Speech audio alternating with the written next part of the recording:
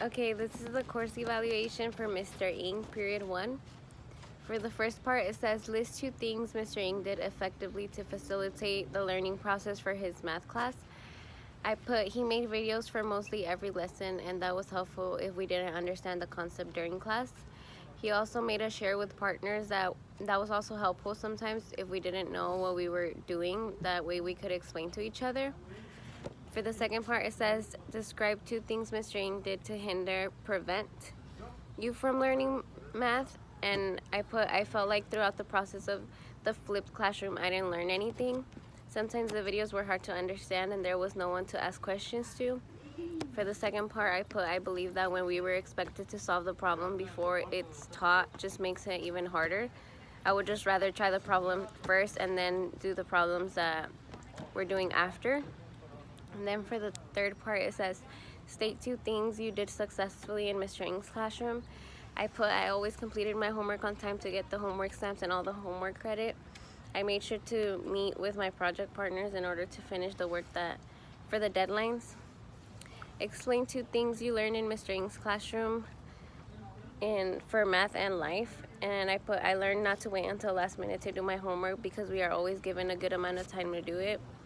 I learned that for me, it takes a lot of practice to learn math. I have always struggled with it, but I learned that watching different videos helps me.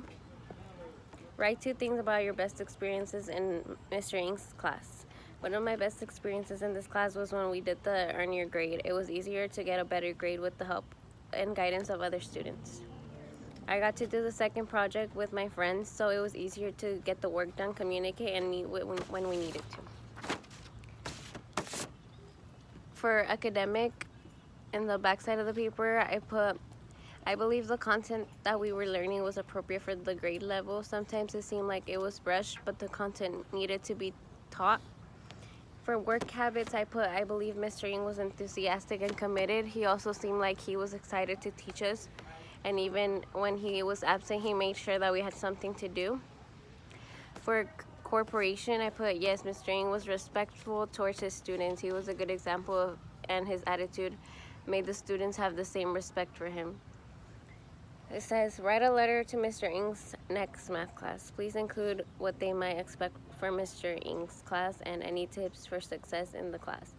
I put, dear Mr. Ng's next pre-calc class. The content in this class is not so hard at first, and that's why I suggest you don't take it easy. Do your work, participate in class, and study for your tests. The projects are not as hard as they seem. Make sure to meet the deadlines and complete the project with extra credit. Choose your partners wisely. You might end up doing all the work just because you wanted to please others.